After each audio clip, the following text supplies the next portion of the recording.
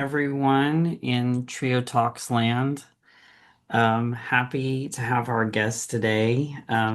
Philip will formally do the introduction, but I always kind of like to welcome and greet everyone and see how everyone is and set the tone, as they say. So, the person who's our guest today is not from Oklahoma, is not from Texas, is from a state that is in our Southwest Trio region. There's 10 Trio regions, and they even cover U.S. territories. And at national events, it's really cool to see all of these 10 um, regional associations present because they're a lot of the people that are active in those organizations are very passionate and are very service minded, and they are very committed to what they believe in. And all of those traits and attributes I find in our guests today. And this is one of the reasons we interview trio professionals from different places is to give students the chance to see how diverse the scope of what trio professionals do and what work they do with students looks like different than what we do in southeastern Oklahoma. And that is one of the goals of the podcast is to show the diversity of TRIO programs, the students we serve, the programs that are available, programs that work with high school students, adults, and programs that work with college students, um, and to show the commitment that TRIO professionals have to our industry, and also to highlight the effects and benefits we see for the students that we serve in relation to ameliorating their career and improving it far beyond what they would have before. If they wouldn't have had the handout and the hand up and the assistance from Trio professionals, and to show how it benefits them in ways financially that they are still self-sufficient and financially independent, and all of the services that we do are have an effect on the students we serve. And the commitment of the professionals in this field is quite remarkable. You'll hear that from the person that's here today. So I'll hand it over to Philip to do our formal introduction, but the person here today is service-minded, a great guy, and one of the things that D'Angelo, our regional president, and Rick and Philip and I have in common is we all have beards. So, but Rick's is the most impressive, I'll say that. Hmm. Thank you, Cameron. Cameron failed to mention that I just made it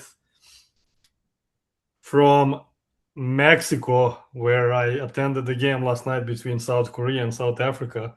Right after this, when we finish, we're going to wrap up, and I'm going to Philadelphia to watch Curacao and Ivory Coast since we have a World Cup going on. Okay, so let's introduce our guest number 9.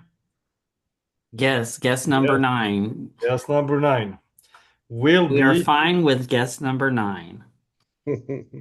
our guest number 9, ladies and gentlemen, will be Rick Martinez, who is a veteran, educator, advocate, and lifelong student from Northwest New Mexico, where a beautiful part of the state there is. After graduating from high school, he enlisted in the United States Air Force in 1999, where he served as a C-130 aircraft mechanic.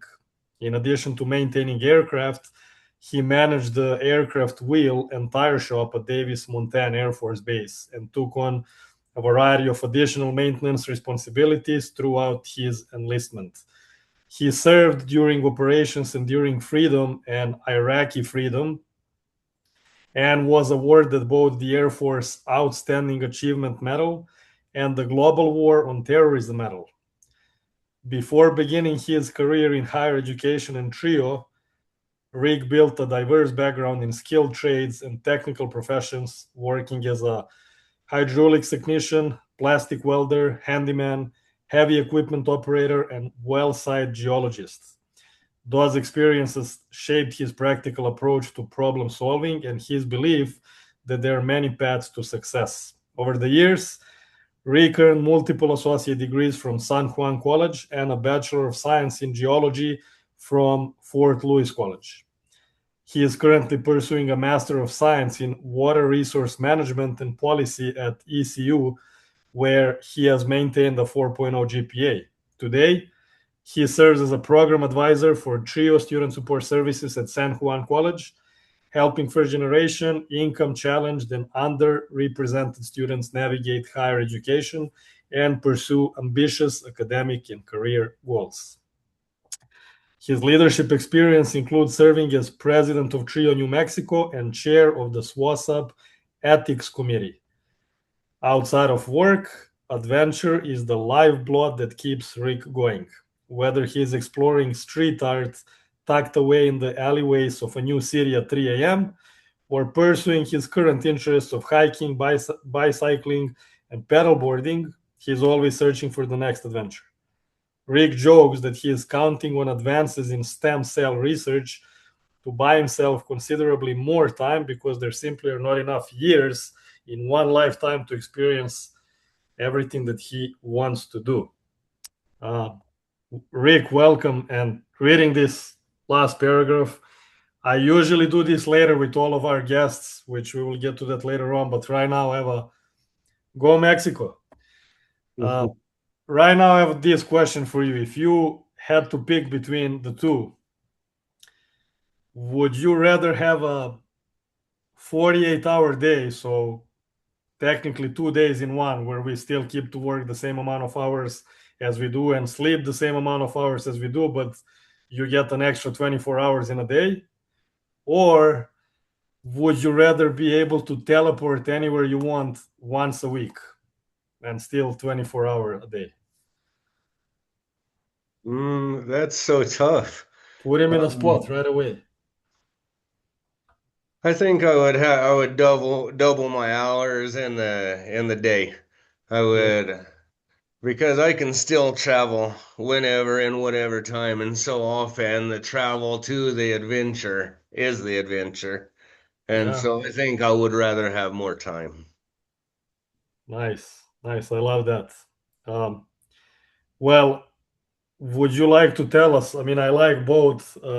I'd like you to tell us a little bit about both your career before Trio, but also specifically uh, when you served uh, in the Air Force and then winning all these medals. Uh, Tell us a little bit about that. I guess that comes first, and then about all these things that you've done before you started in Trio. So just pick from whatever you'd like. Sure. When I got out of high school, I didn't do it very well academically. I think I graduated eight from the bottom of the class. And so I really didn't know what I was going to do next. I knew that education wasn't part of it. And so I went to the Air Force and I worked on airplanes there. I tested highest in ASVAB. I come from a mechanical background. My dad was a mechanic and a oil field worker. Everybody in my family comes from a mechanical background. And so I tested into being a C-130 mechanic. Um, I did pretty well and it came fairly naturally to me, but I didn't ever really fit in the Air Force very well. Um, the situation that I got the Outstanding Achievement Medal for was when I ran the aircraft wheel and tire shop. I was in charge of it there, and an incident happened, several incidences, where we had A-10s crash worldwide. I think in less than 24 hours, 11 of them crashed. And so I had to initiate an investigation. Davis Monthan, where I was stationed at in Tucson, is the main A-10 training base. And so we had some airplanes crash there. And so upon the investigation, we found out that the nose landing gear wheels were exploding on landing. Further investigations showed us that the civilian world would scrap these wheels after 5 years. Excuse me. We were using them beyond 25 years, and so as a result, we had to ground all the A-10s in the Air Force. At the time, I was a E4. That was my rank, still fairly low, just an airman. And I had to call a general over in the war and tell him that I was also grounding the 10 planes that he had over there. We grounded all the planes in the Air Force, all the A-10s in the Air Force, so that we could repair them. With my crew having the most A-10s in the Air Force, I think we had 110 planes there. We inspected all of them with no lost time. It took us about 2 weeks around the clock. But that was a really cool experience to even communicate with a general, anybody that had that rank, but especially with the lofty goal of grounding his airplanes. So that was a cool experience. Mm. Is it an accurate statement that most of the plane accidents happen within, what was it, first 10 minutes of taking off, or the last 5 to 10 minutes prior to landing? I don't know if that's true. I haven't heard that. When I did get to Davis Monthan, my first day on that base, you have to, when you do your in processing, you have to go to the orderly room, and this is just like the admin for the whole base and the squadron. And I was walking in and I saw an A-10 crash because one of the landing gears didn't come down. Mm. And I was like, is this a regular thing? Does this happen all the time? And as it turned out, that was the only plane that crashed the whole time that I was there. But it really Wow. happened like within 10 minutes of me being on base the first time. Mm. Interesting. Okay, so it says that you also, I mean, you had a lot of different, you could say, different things that you've done prior to your trio career. Uh, Hydraulics technician, plastic welder, handyman. So how was all that? For how long did you do all that work before you started?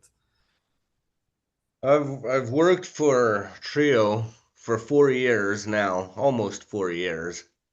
And I was in college for 6 years, full time. Besides those 10 years, all the rest have been in maintenance fields. Um, as I said, my dad was a mechanic. He was also a race car driver and a biker. And so my world was just completely mechanical. I started changing oil on old Chevys when I was 3. That's the first time I learned to change oil. And so after that, I said I was a airplane mechanic in the Air Force, and then when I got out, I worked for a hydraulics company, mainly working on oil field equipment, mine equipment, and farm equipment.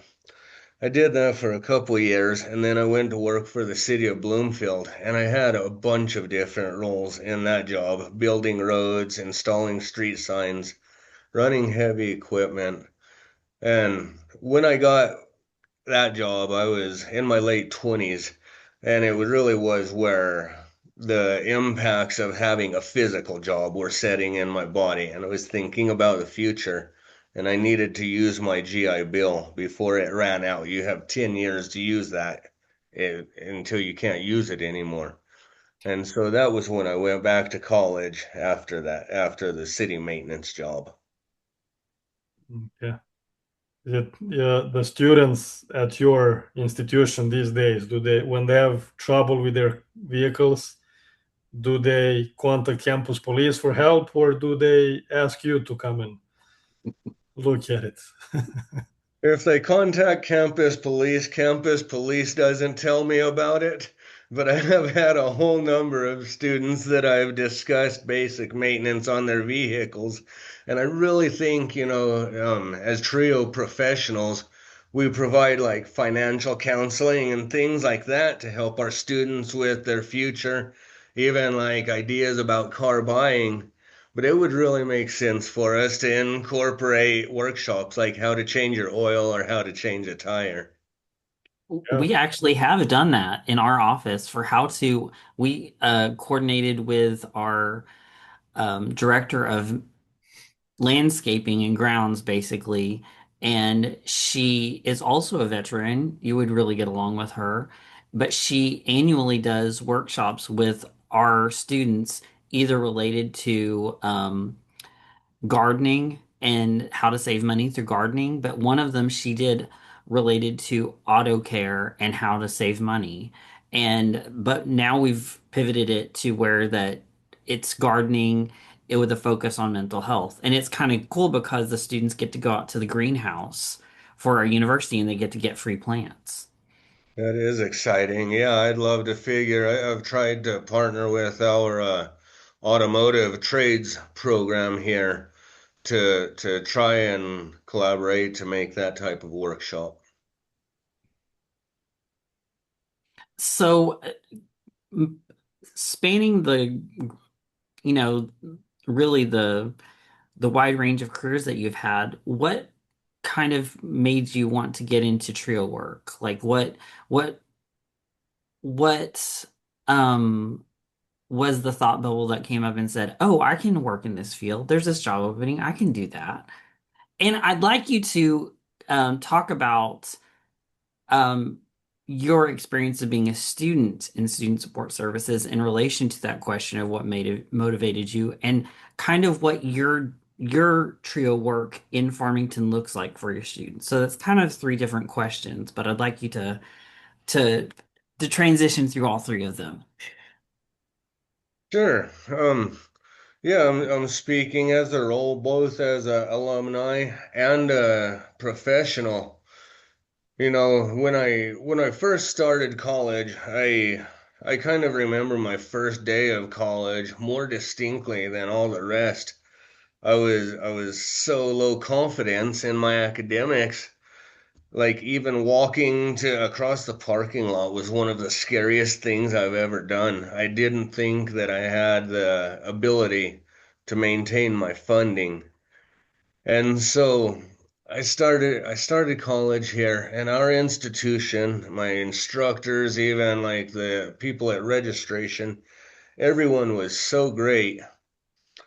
And so I don't remember exactly how I got connected with Trio, but through being connected with Trio, I felt like I had really found my spot for the first time in life.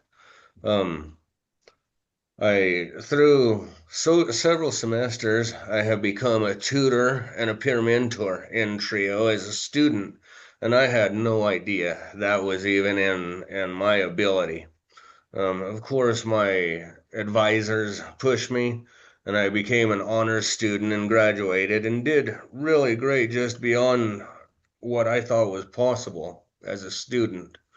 Um, I never had any idea that I would be a trio advisor. I never had an idea that I would work in an office or have a job like this. I joke that before I had this job, I only had one set of like dress up clothes that I used for weddings and funerals, right? I never stepped inside offices. But I think a lot like what I tell my students all the time. So often there's a small group of people that knew what they were going to do when they grew up since second grade. For all the rest of us, we don't really know what we're going to do. We don't pick what we're going to do. More often than not, we find a bunch of things that we don't want to do. And I think that's what happened to me. Um, I didn't want to be a mechanic anymore. I didn't want to work outside on a shovel anymore. When I got this job, I had a handyman business, and frequently we act like working for yourself is the holy grail of achievement in America.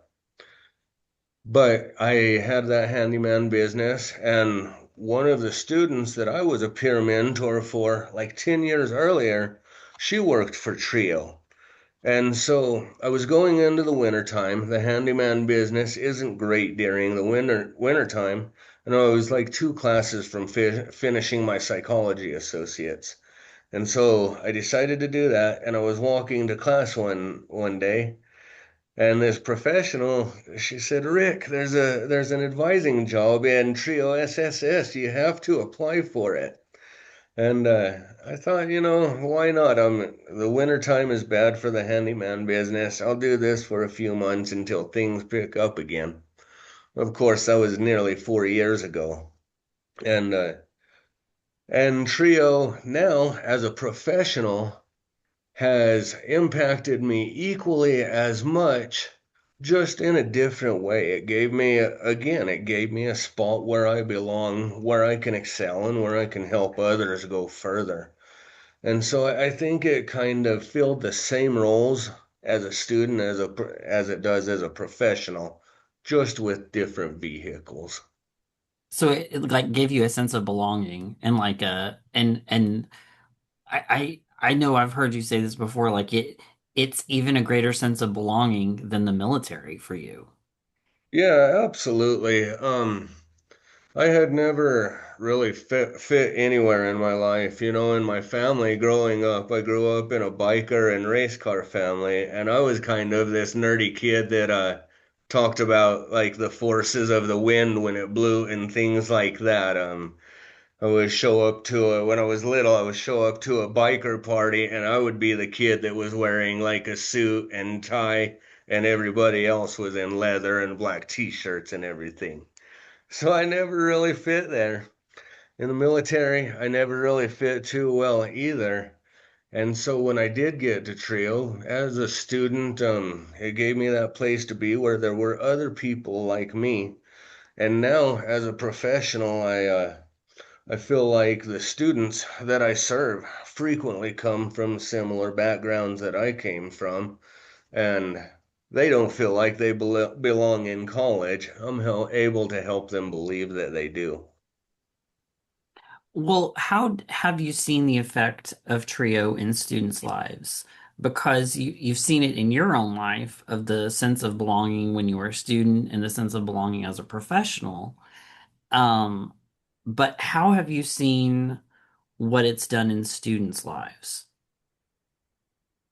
I think similar to what it did in my life.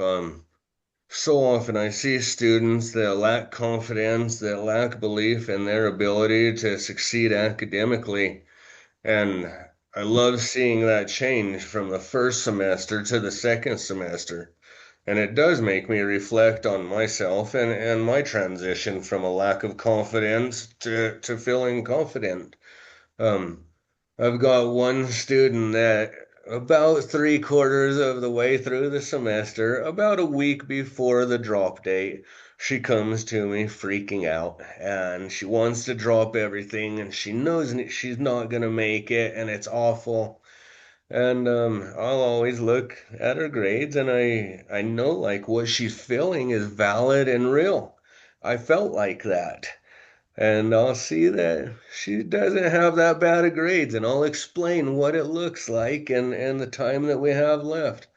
And so, and every time I have to promise her, like, okay, just go back, try again, and if you feel the same, just come back to me, and I won't argue with you again. I'll drop your classes for you immediately. And this happened like 2 semesters in a row. And of course she went back and she did great, just the way that I knew that she would. But she has to get over those feelings, right?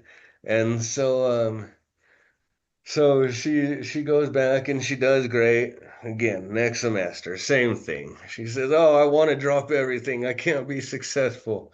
And we make the same deal as the semester before. And so this semester, this summer semester, she came and we didn't have that situation. It didn't happen. And she knows that she's going to be okay, but it's been a transition. And so I would say most frequently at this point in my career, those are the successes that I've seen. The belief that people like me don't do things like this, transitioning to people like me do things like this. People like me get degrees. Well, In regards to specifically like a student getting education and opening up the door for this great career or this different career, like it did for you, what have you seen experiences like that? Or have you seen experiences where someone has moved beyond their income bracket that they grew up with because of being able to graduate and Trio giving them that opportunity? Like, what are your stories with those kind of scenarios? Sure, I've got one student. She was a server at a restaurant when she started college, and she just decided to go to college because the New Mexico Opportunity Scholarship was opened up, and she could afford to. Before this, she had had to help her family with money and everything like that. And so her vision was really small town, like so many of us are, really not outside our city or state borders. And so she was a server at a restaurant, and her plan was to come and get a associate's in business administration with plans to be a manager at that restaurant. Um, and that was as big as her vision was. She's a super talented student, and so she came to San Juan College, and I helped her dip her toes into trying new things. Um, and she had got selected for the Trio Future Leaders Summit in Washington, D.C. I think there were only 30 students nationwide that were selected, and so this was a huge thing for her. She had never been to a major city. I don't think she had been even on an airplane before. And so she was so scared, you know. She reminded me of myself back on my first day, like ready to run away from this experience. And it ended up being super amazing for her. She enjoyed it so much. She made lifelong friends in like 4 days. And so we came back, and she was setting her sights on colleges like Yale or Harvard. And now she participates in student government. She's a tutor. She's everywhere. She does everything, it seems like. And so, really, just that transition from dreaming of managing the restaurant she worked at. Now she's an education major, and she already seems like she's been teaching for like 10 years. When she actually becomes a teacher, she's gonna be so amazing.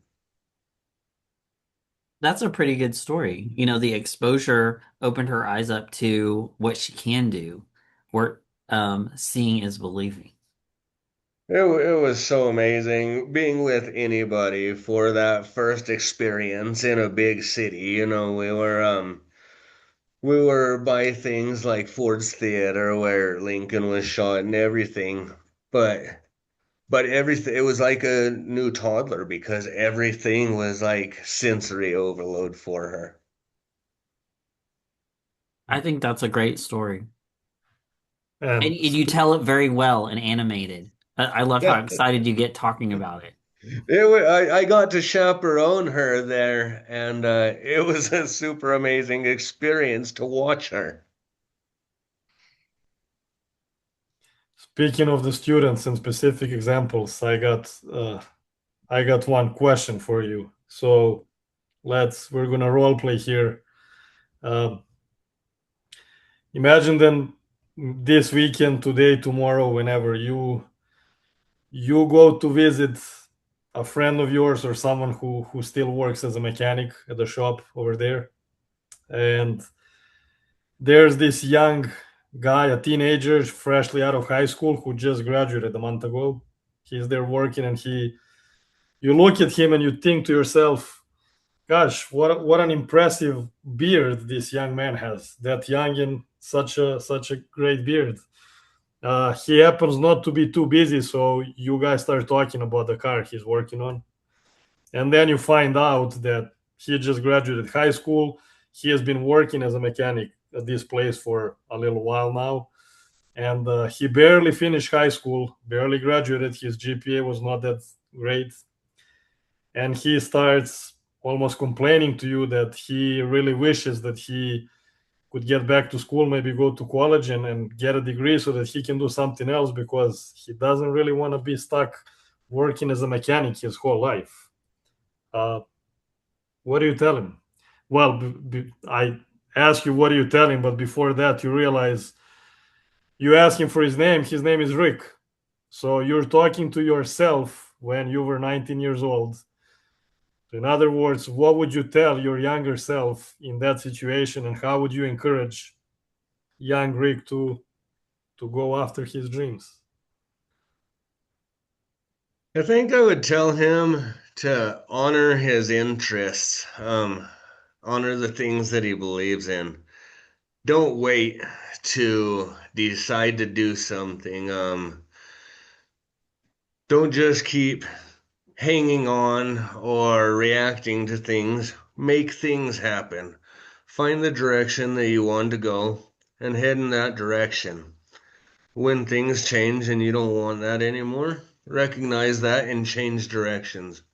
I think that that would be the biggest thing is take action earlier. Take action younger and don't waste time on the things that you want to achieve. Great. I think we talked a couple weeks ago and established that all of us probably wish that we knew back then what we know today, right? Things would be much easier for us and we would figure things out quicker.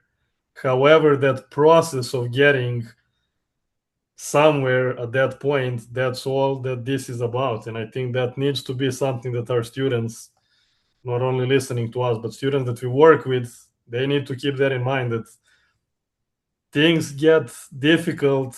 There's an obstacle, struggles along the way. That's all part of the process. And, you know, if we don't necessarily enjoy the process because it's that rough, that's fine, but it is part of it. And eventually we will get where we want to be. But as you said, don't wait until something happens or for things to happen, but you know, make the action, right?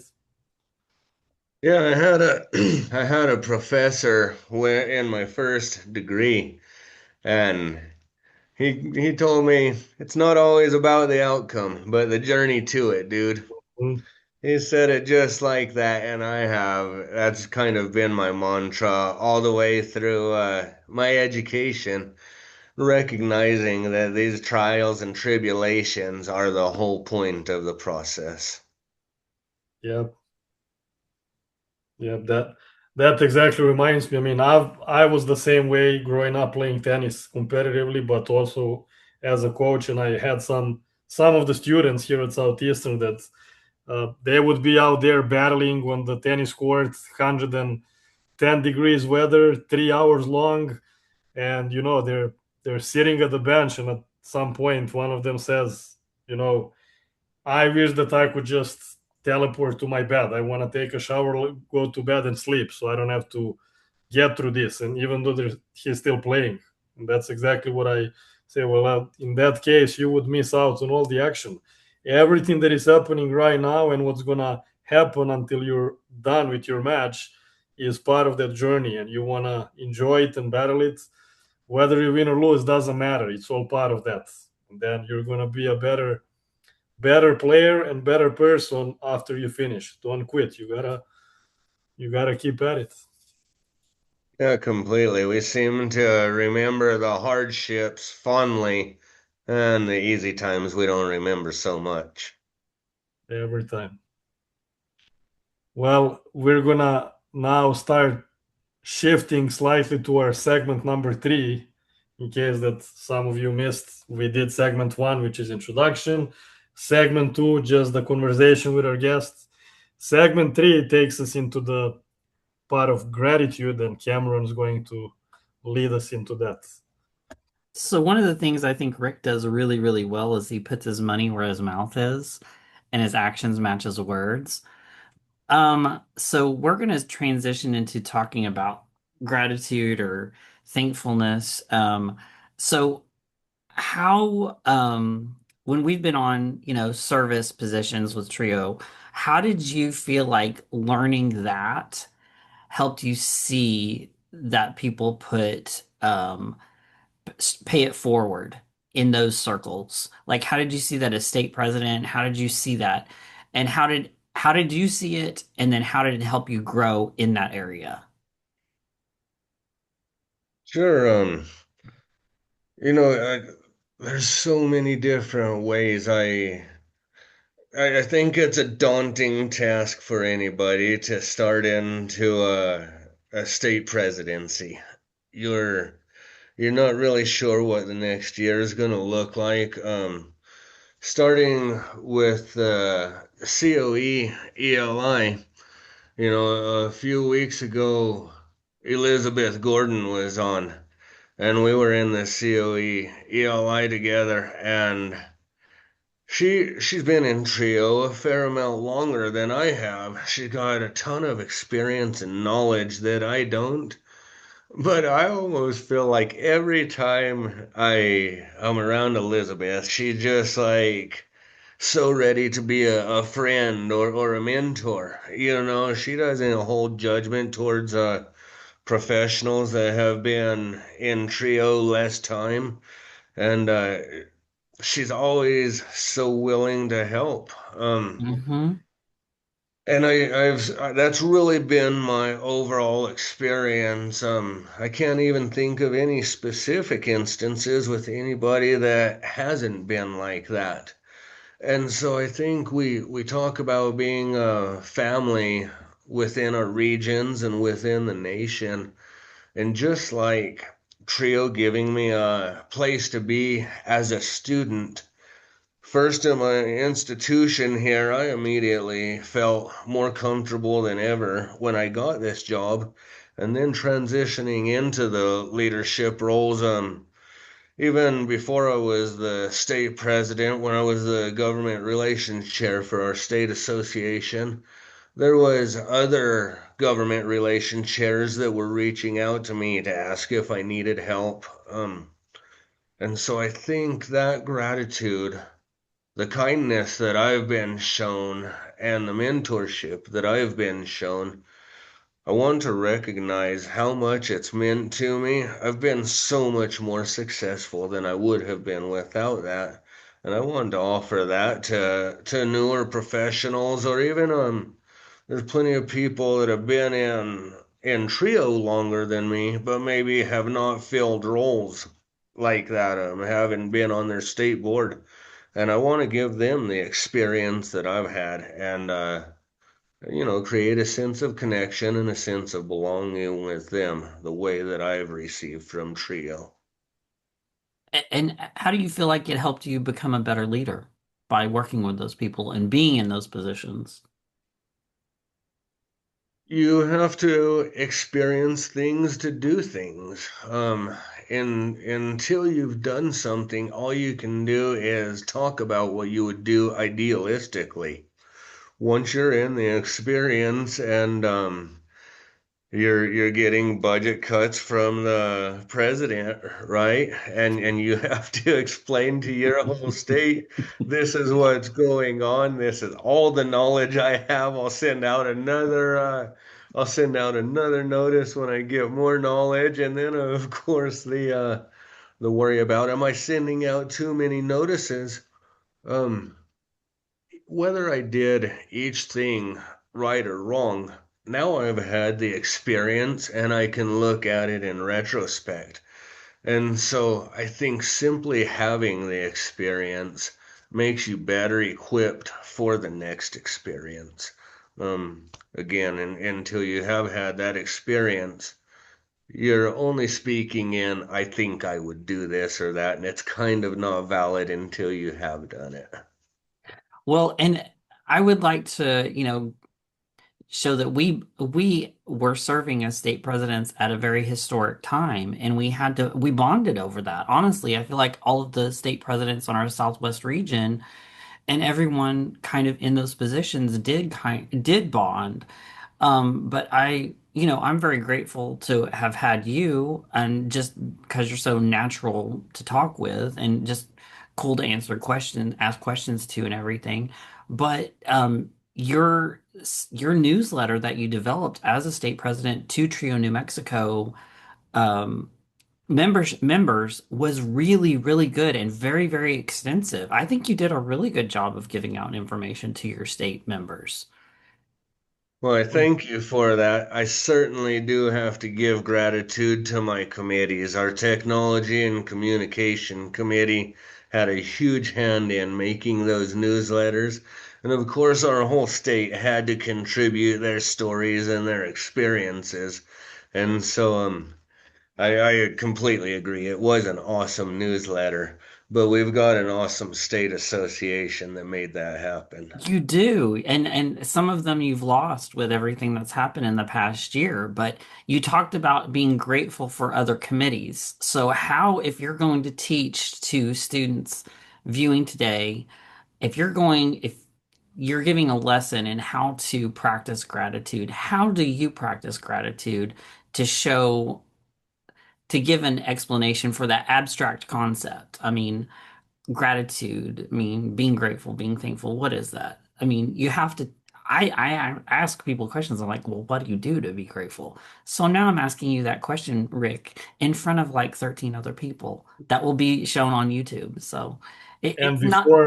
before Rick answers, I'm going to just tell everyone who's live with us to drop their comments or questions for Rick in the box, and we will read it out loud. So if you have anything, now is the time to start using that box. So let's go back to your answer, Rick. Yeah, for giving back, I think it's to constantly be mindful of the gifts we receive. It seems like we get in trouble when we start neglecting the things that we have to be grateful for. And so I'm constantly counting my blessings, whether it be just a nice day, all the simple blessings or all the complicated blessings, my vehicle, on and on. I've got amazing people in my life, but also because I get that, I want to give back. It seems like when things are going good, the right answer is give back. And when things are going crummy, the right answer is give back.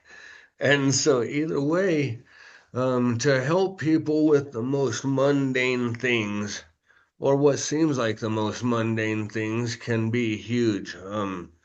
As simple as finding a room number. Sometimes that can be tough at our institution.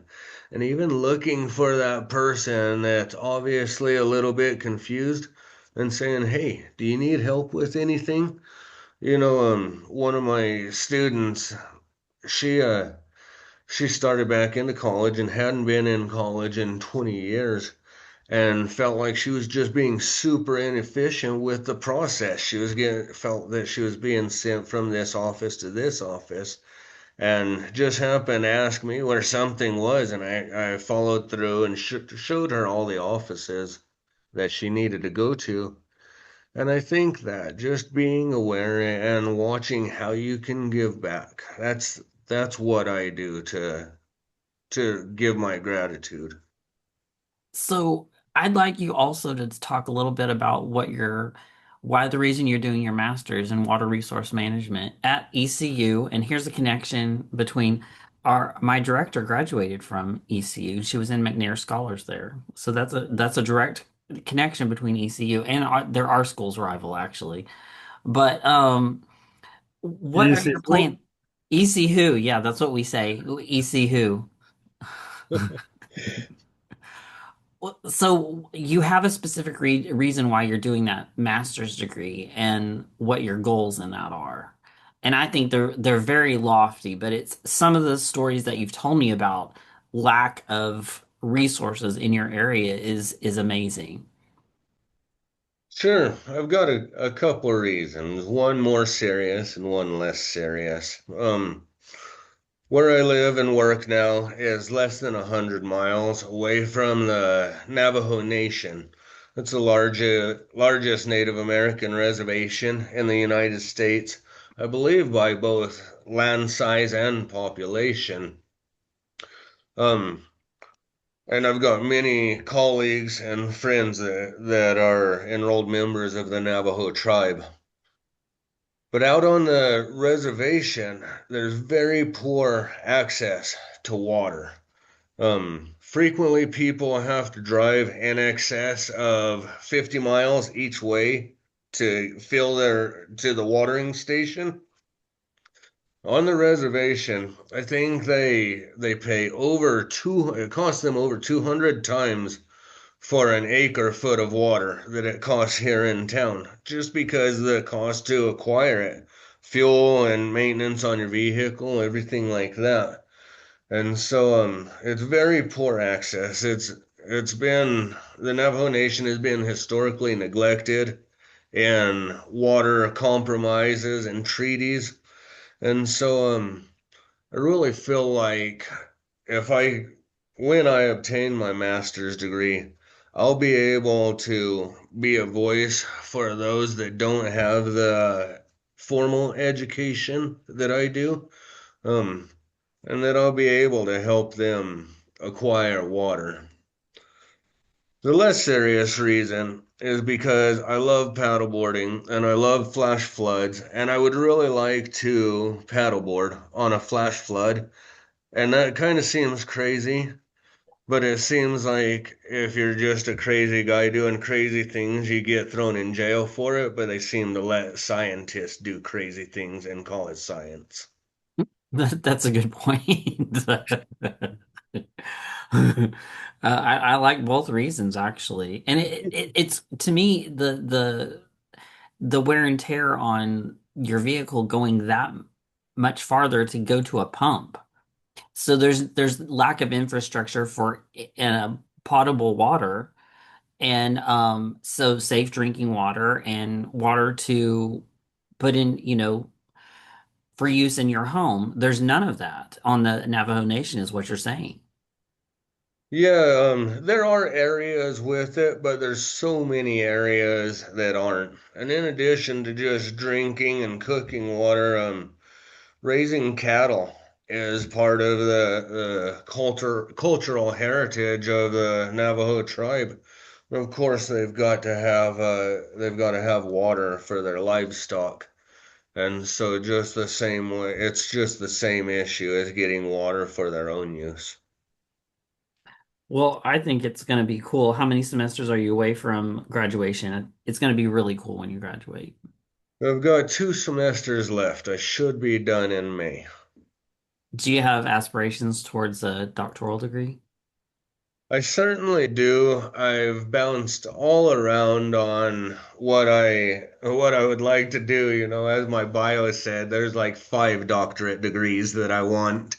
But I'll probably start on the one that ECU has. They just opened it up a couple years ago. It's a doctorate in rural education. Hmm, nice. Rick, what's the last hiking adventure that you've done, and what's the next one that you're planning on? Um, so it's been a little while since I hiked. It was last summer, and I actually don't remember even what it was. But I'm preparing for one. I may go on it tomorrow. I may go on it next week. I'm not sure. But it's called Wheeler Peak. It's in Taos, New Mexico, and it's the highest point in New Mexico. It's just over 13,000 feet. Hmm, And then there's on the way to it is also the second highest point in New Mexico. So I'm planning on hiking that one in the near future. that's great. Angelica from our program, she left a comment for you. She said, "I like the advice you would give to your younger self, making sure that you honor yourself. I am a student in two trio programs and have that in the forefront of my mind when figuring out my career and education goals. A lot of people I know have taught me that work is work and there is no overlap between doing something personally fulfilling at the same time. Your story is a good reminder that's possible. Thank you for sharing." Sure, I love that comment. I selected geology initially because it answered questions that I had since like fifth grade. I really did have a true passion for it, but I'd be lying if I didn't admit that the financial aspects were part of the reason why I chose that. I was about halfway through my degree and the oil field just kind of dropped, and there were doctorate level geologists applying for bachelor's level jobs, and so I was really worried about it. But I felt the need also to stick with what I considered a manly job or a manly career, and that it's really just like younger Rick was concerned with that. Now I get so much fulfillment from my job in Trio that it is one of the things that I wish I hadn't worried about that stigma beforehand or the money of it. That really is where I should have given myself grace earlier to go to the direction that felt more natural for me. Mm. I have a question about how your SSS programs at your community college, right? Yes. So, what trio programs do you have there, and what student support services programs do you have there, and how do they look? How do they look uniquely? What makes them unique to your institution? Sure. So at San Juan College, we have an SSS Classic program and a STEM-H. We're housed in one office. And then we also have a EOC program that's in our same building. And then there's an Upward Bound program that's housed at Bloomfield High School. Our SSS and STEM-H program, because we are in the same office, really feels like a single program. We get along just the same, and we know enough, we have enough overlap in our advising that I could advise someone from that program and vice versa. I think what what makes our program unique is really characterized by the mix of cultures that we have. Um, we're super aware of the Native American culture, and that's not just in our program, that's on our campus. They regularly have events like they have Native American food. It's almost funny for me to talk about it like Native American food instead of just saying like fry bread and all these awesome things that we have. I'm sure there's a ton of overlap with tribes that you have in Oklahoma, but certain things like when there's a full moon. Some natives don't go outside or during eclipse. Um, some of my coworkers don't go to work during an eclipse. And so I think that really characterizes our program. But I regularly say that we cultivate a family type mentality in our program, and I think our students experience that as a professional. I definitely feel like that with my colleagues. I feel a lot more like siblings with them, and in advising my students rather than subordinate or that type of relationship, I feel like the role of big brother or uncle kind of guiding my students. And so I think in our specific program, it really is like a family in there. It's one of my favorite things. Very good answer. Mm.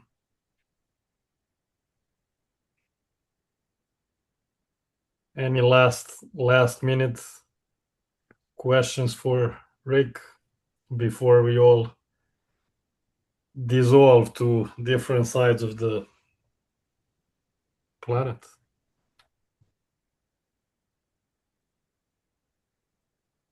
Before Philip has to get on a plane to go to his next World Cup game that he's going to see. I might not. It might have to be something quicker than that because plane won't get me there in time.